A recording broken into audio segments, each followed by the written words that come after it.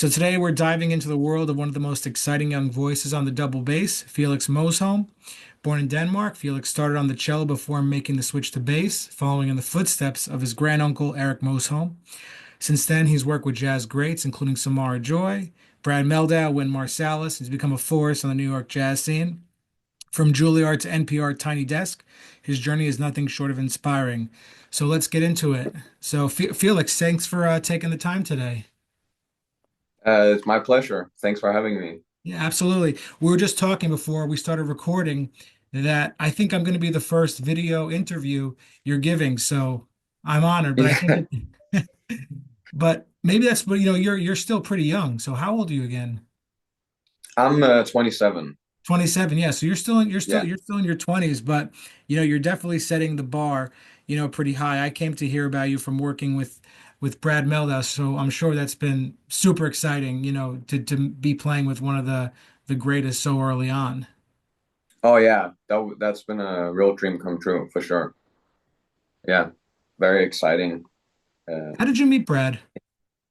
I met Brad through Jorge Rossi, the drummer, um, and me and Jorge had played together a bunch in different constellations. Um, and then I think in COVID they had a performance in Europe.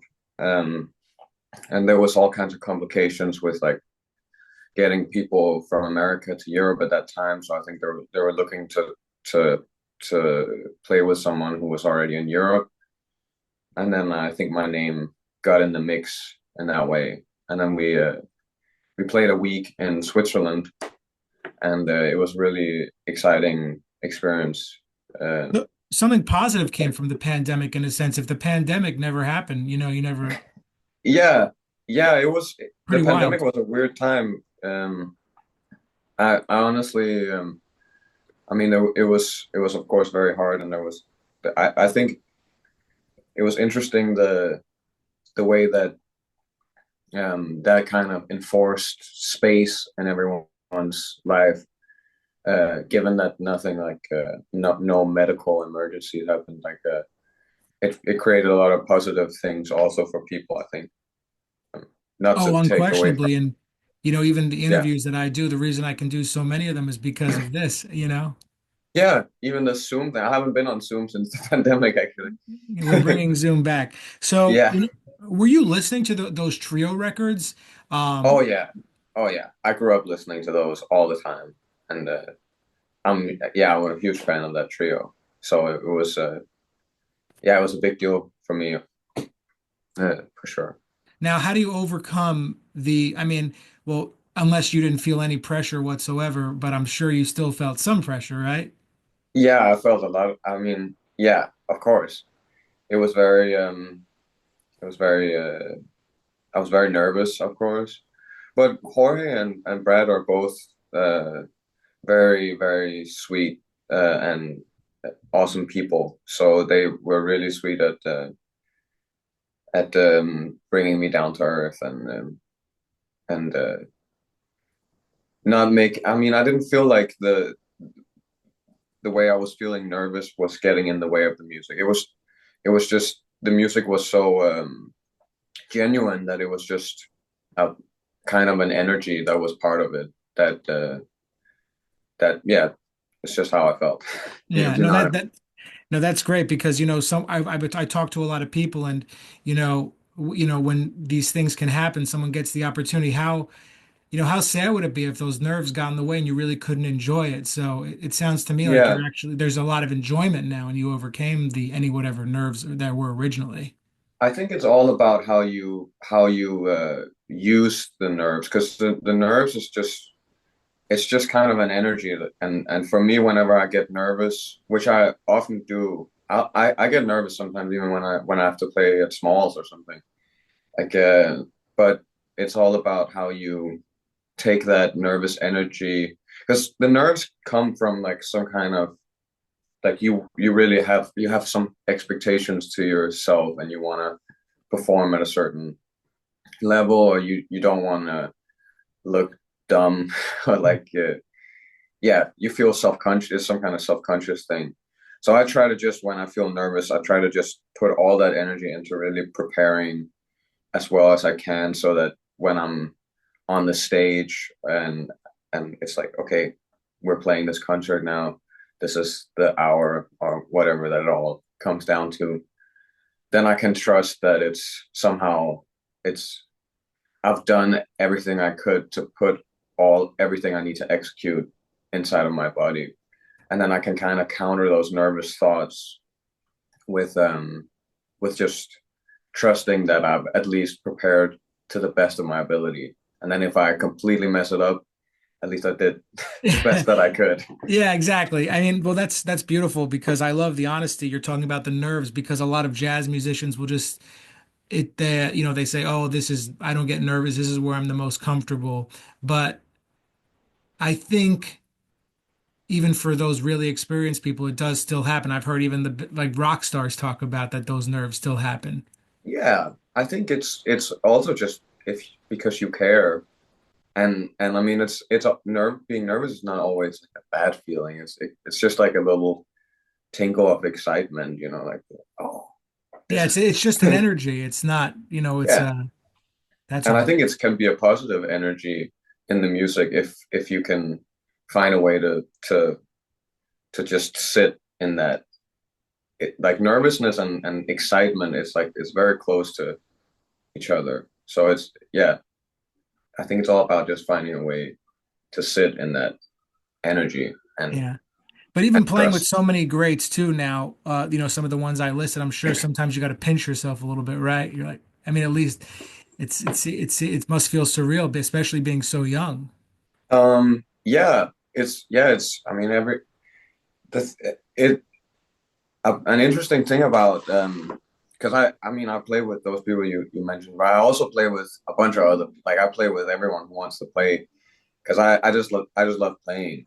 Um and I think an interesting part of get having been fortunate enough to have opportunities to play with some of my heroes has also been to see, because especially today, my generation and we're brought up like interacting with our heroes like through consuming all kinds of products that they made and watching them on YouTube and stuff, like so there's this distance.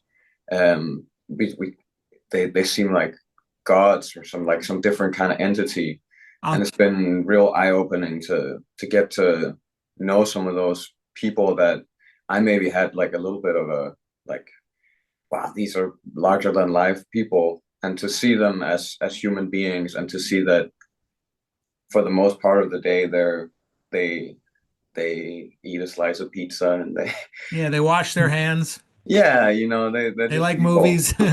Yeah, but also to be able to see that some of that um like some of that greatness that makes them like they're able to like really concentrate, like bring that part of them that's great out in themselves, but that greatness is something that is in people you could encounter at any little jam session, like there's a lot of people that are really good that we Well, don't we just don't know them that are too. not as famous, as Well, that's so why I do the podcast as oh well yeah. too. But it's interesting because I'm almost 38. So when I used to go see concerts in New York when I was in my early 20s, 21, 22, I looked at when you're younger, like in your early 20s, you look at, some musicians a certain way, but now when I go and I'm much, not much older, but then you see it's like, oh, they seem more like colleagues in a sense. So even just getting older, that feeling changes and it's definitely strange because you still look up to them. Yeah. Oh yeah, but I think, yeah, I don't think that that because someone is your hero, like you should always treat them as human beings. But I think, yeah, my point is also just like the people that you're around every day and the people that you meet at a jam session, even though we're not like they're not presented to us through this commercial vehicle where we're like encouraged to to look for the greatness in them.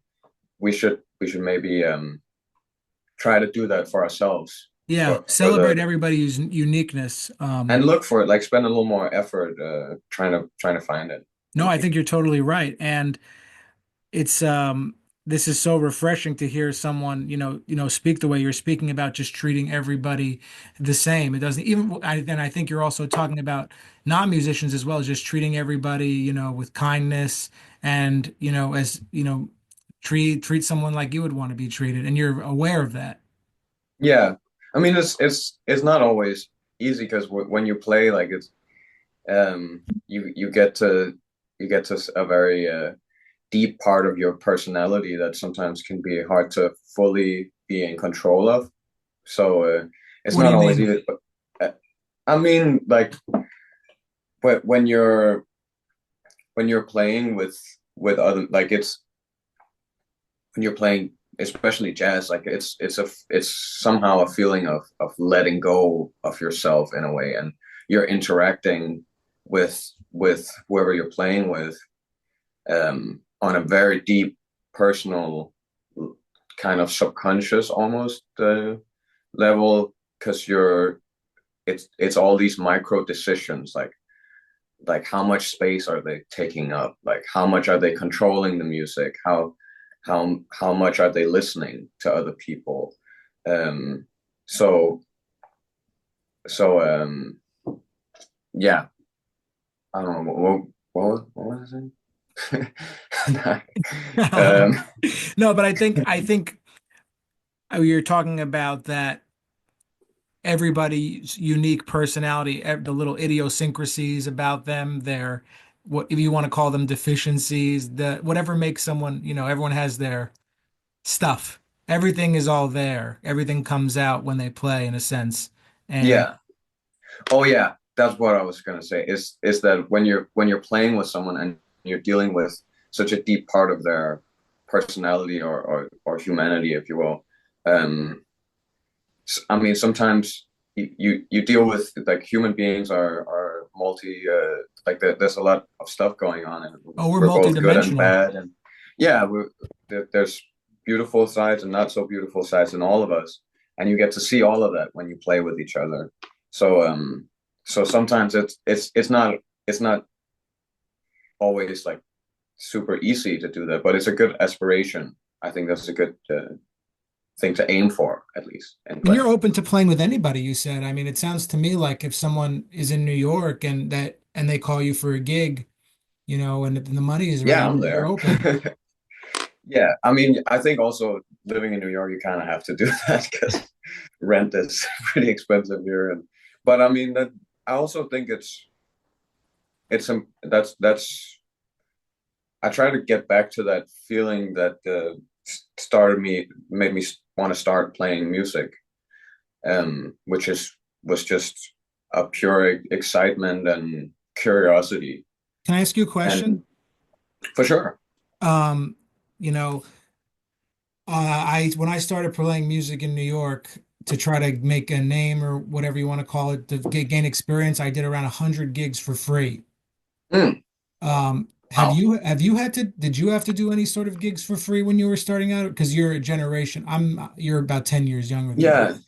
I mean, I've definitely done a lot of stuff for free, and like I remember I used to, like whenever people asked me for lessons, like in the last couple of years, I always um like there was a long time where I didn't charge people because I didn't feel like I felt like I was almost getting a lesson in teaching from teaching them more than I trusted my own ability to teach at the time. So I didn't charge people for a long time, but I haven't played many gigs for free, but I mean I have done it for someone I really wanted to play with for sure, and I think that's admirable. But I mean you only have so much time, and well, yeah, you got to make that rent Well, yeah, and I here. mean, this was also a different time too. There were also way more Yeah, venues that that's were true. open to doing that sort of thing, like playing in the same place like 3 times a week, Oh yeah, just to gain experience. yeah. But I mean I play most things also because I feel like as like last year I was touring a lot, and And I remember starting to. It was a very different feeling, like playing consistently with the same group all the time, and musicians on a really that were really on a high, super high, and really far in their musical journey. Um, and I felt like it's a funny thing because it's almost like the better the people you play with are, in a way, it gets easier to play with them because they lift you up so much. I mean, the musical horizon is broader, and there's more. There's you can get to far deeper things, but also like the amount of stuff, like the amount of energy you have to put in to make the music work is often a lot less, I think, when you're playing with someone really good. So I think when I play with with like someone I don't know, or someone who might just be starting out or something like that, I always find it to be a really good and rewarding challenge to just find, like, almost like a Sudoku or something, like how can I lift this person out? How can I make this musical situation work right now? Even though, yeah, I mean, you know this what I is, I mean? mean, this is like, this is stuff that the stuff you're talking about takes decades and decades for people to kind of figure out. Were you like, when did you become this, self-aware about the whole process? Like, was it pretty quickly after starting to play jazz, or did it take a couple years? Well, I don't know. I mean, I always played a lot, and I think as bass players also, we're like we're kind of forced in a a position kind of like that, because our job in a sense is to support and to lift people. True. So I guess like what makes what makes bass players really good is not always like what they can play, but more like how they can lift people and how they can make other people's ideas work. So I think just maybe the nature of my instrument and the role that it has socially in a band um always maybe forced me to think more about those kind of things. Um, yeah, absolutely. I think you're totally right. So, talk to me a little bit about Juilliard. Oh yeah, When did you graduate? I graduated. I think it was like 2 years ago or something now. Did you enjoy Juilliard? Yeah, I it was yeah, I enjoyed I mean, with jazz schools, there's always like there's things about it that it's not clearly good or clearly bad, I think.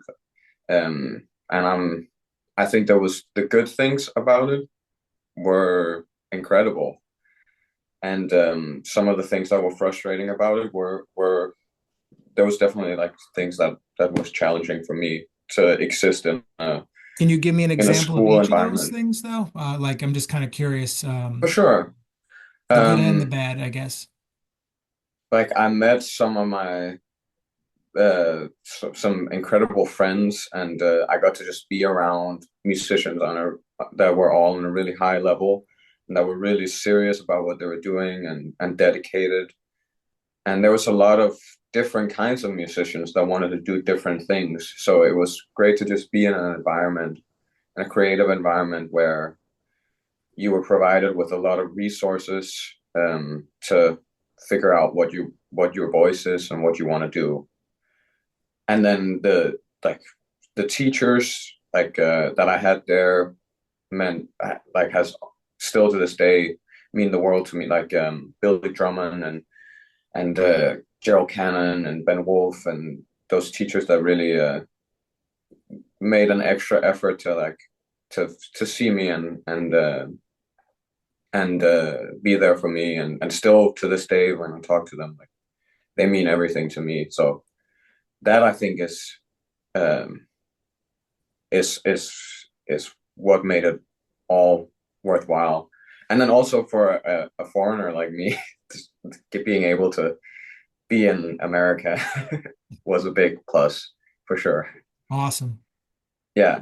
And I guess some of the challenges was when you are in um like a music school or a college is I mean it's also a business, right? So they have to provide certain statistics and like you have to get grades and you have to adhere to a curriculum that might not always be the most like that's not a system that works for everyone. And I think especially musicians are often people that maybe like have a little bit different ways of learning that don't fit into like a traditional school system as well. So I Some think, thrive in chaos and some thrive in more yeah, organized learning. yeah. But I think ultimately it was for me it was not always healthy to get so adjusted to being in a system where everything I did was because someone told me to do it. And I think once I got out, I had to refine that a little bit, um, doing things that I wanted to do. And I think that's a challenge when you're in the music school is to remember what it is you want to do and to navigate all these people that tell you like, oh, you need to learn this, and you need to learn this, and you need to do this.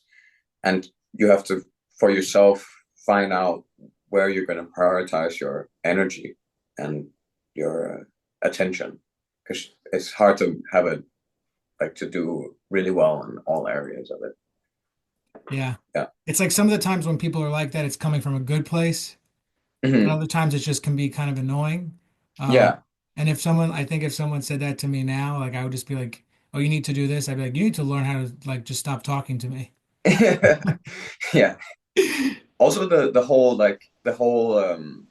way of measuring success in a school, I think can be a little bit problematic sometimes. Or like you get to you like the way that you I mean that's not how life works because in when you're a musician it like you can't measure success like you measure it in a school. So if you get really I mean it's a good tool for it'll teach you maybe how to navigate the industry or something, but I don't know if it'll I don't Well, know that no, too I know much. what you're saying too. I mean, it's also um, there's so much you learn in the real world Yeah. playing music that you do not learn in school, and that Well, is you also a can. challenge as It's well. just maybe not encouraging you to so much the system in there. True. But I Well, think you no, still can. no, Felix, this has been so great, and I'm honored to do the first video interview for you, and I appreciate you getting back to me, and and just want to say, wish you a wonderful rest of the year. So thanks so much. Oh, thank you. It was my pleasure.